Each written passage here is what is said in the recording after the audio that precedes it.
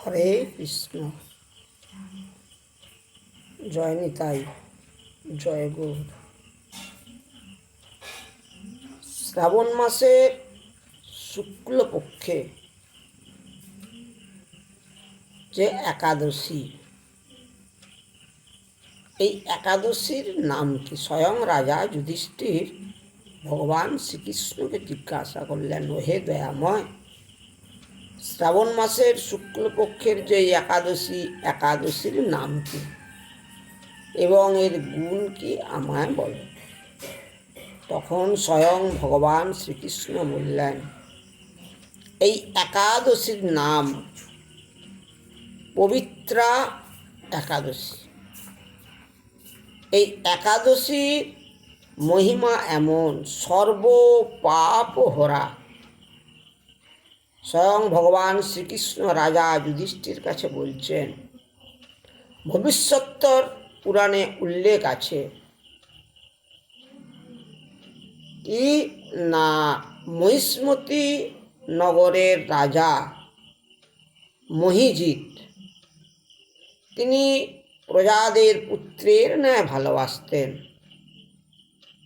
প্রজাদের সুখে দুঃখে সবসময় কাছে থাকতেন, কিন্তু তার মনে একটি বড় দুঃখ, তার কোনো সন্তান সন্ততি হয় না।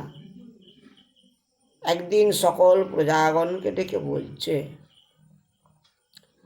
আমি তো তোমাদেরকে পুত্রের ন্যায় ভালোবাসি, তোমাদের কোনো অসুবিধা আমি রাখি না এবং কারো অন্যায়ভাবে কোনো কিছু নিই না, তাহলে আমার এই দশা কেন এখন?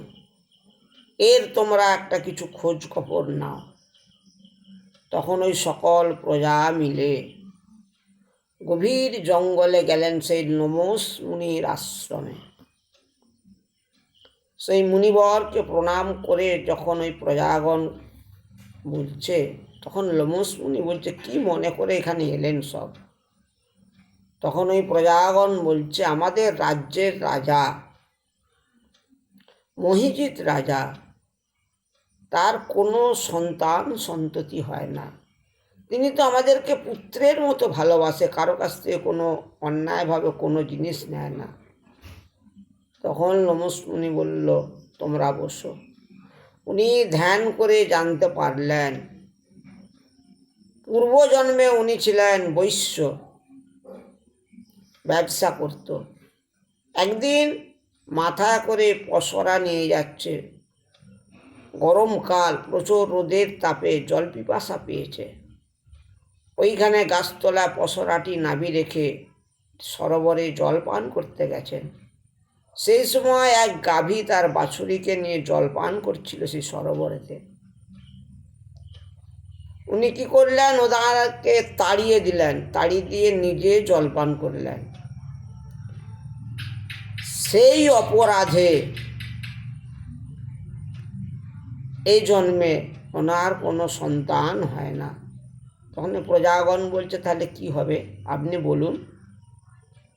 বলছে, ওনার সন্তান সন্ততি হবে। তোমরা সকল প্রজা মিলে এই পবিত্রা একাদশী ব্রত করো এবং রাজাকেও একাদশী ব্রত করতে বলো। এই একাদশী ব্রতের গুণে এই মহিজিৎ রাজার পুত্র সন্তান হবে। এই একাদশীর এমন গুণ, এক মনে ভগবানের প্রতি ভরসা রেখে যদি কেউ একাদশী ব্রত করে, এই পবিত্র একাদশী ব্রত করলে অপুত্রকের পুত্র হবে। যাদের কোনো সন্তান সন্ততি হয় না, তাদের সন্তান সন্ততি হবে। স্বয়ং ভগবান এই কাহিনীটি রাজা যুধিষ্ঠিরকে বলছেন।